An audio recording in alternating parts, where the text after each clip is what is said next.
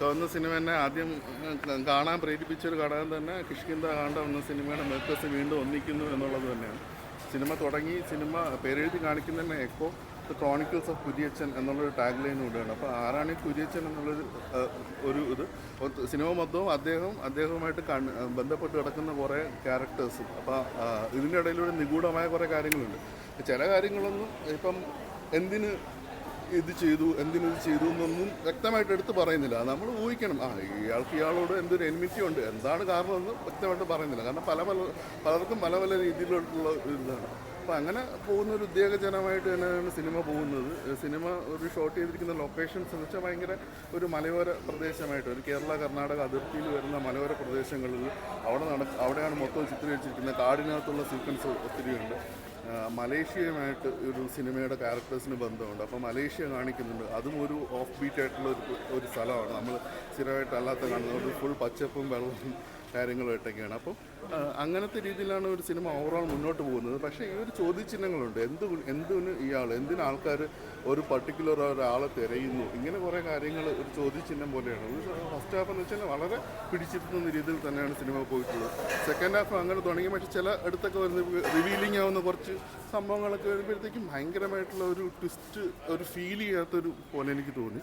പക്ഷേ എന്നിരുന്നാലും ആ ഒരു സിനിമയുടെ ഒരു റെസിസ്റ്റഡ് പൊട്ടാതെ തന്നെ ഒരു മുന്നോട്ട് കൊണ്ടുപോകുന്നുണ്ട്. അവസാനം ക്ലൈമാക്സിൽ എത്തുമ്പോഴത്തേക്കും വീണ്ടും ഒരു ഹൈ മൊമെൻറ്റ് നമുക്ക് കിട്ടുന്നുണ്ട്. എല്ലാവരും വളരെ മികച്ച പെർഫോമൻസ് തന്നെയാണ് സിനിമ നടത്തിയിരിക്കുന്നത്. വളരെ ഒരു 2 മണിക്കൂർ 10 മിനിറ്റ് മാത്രമേ ഉള്ളൂ. അപ്പം ഭയങ്കരമായിട്ട് വലിച്ചു നീട്ടി എക്സാഗ്രേറ്റ് ചെയ്തോ അങ്ങനത്തെ ഓവർ ദ ടോപ്പോ അല്ലെങ്കിൽ ഒറ്റ പാട്ടില്ല സിനിമയ്ക്കകത്ത്.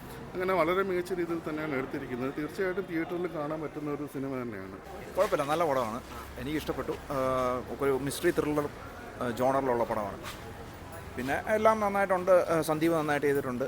പിന്നെ സൗരഭ് സച്ചേവ, ഇങ്ങനെയുള്ള എല്ലാവരും നന്നായിട്ട്, പിന്നെ ഓഫ് കോഴ്സ് വിനീത്, നരേന്, എല്ലാവരും നന്നായിട്ട് ചെയ്തിട്ടുണ്ട്. ക്ലൈമാക്സ് എനിക്ക് എന്താണെന്ന് പൂർണ്ണമായിട്ട് നമുക്ക് കുറച്ചുകൂടെ എനിക്ക് തോന്നുന്നു അത് ഒരു തവണയും കൂടെ റീവിസിറ്റ് ചെയ്ത് കണ്ടു കഴിഞ്ഞാൽ മാത്രമേ പറയാൻ പറ്റത്തുള്ളൂ എന്ന് എനിക്ക് തോന്നുന്നു.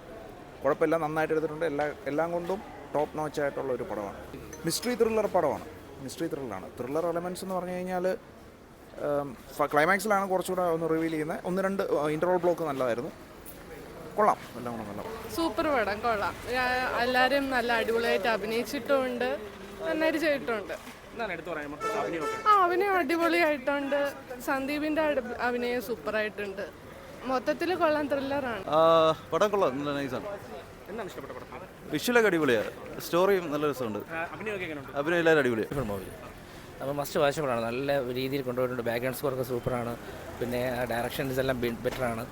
പടം നല്ല രസമായിട്ട് കണ്ടുകൊണ്ടിരിക്കാൻ പറ്റും. എന്തുകൊണ്ടും മസ്റ്റ് വാച്ചബിൾ മൂവിയാണ്. നല്ല ത്രില്ലിംഗ് എന്ന് പറഞ്ഞാൽ ബാക്ക്ഗ്രൗണ്ട് സ്കോറൊക്കെ അതിൻ്റെ കൂടെ നമ്മൾ ഒഴുകി പോകും.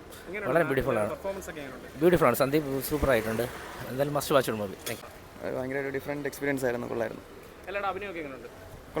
നല്ല റോ ആയിട്ടുള്ള അഭിനയമായിരുന്നു. കൊള്ളായിരുന്നു, എനിക്കിഷ്ടപ്പെട്ടു. നല്ലതായിരുന്നു. റൈറ്റിംഗ് ഭയങ്കര അടിപൊളിയായിരുന്നു. ക്ലൈമാക്സ് ഒക്കെ ഭയങ്കര ഇമ്പാക്റ്റ് കിട്ടും.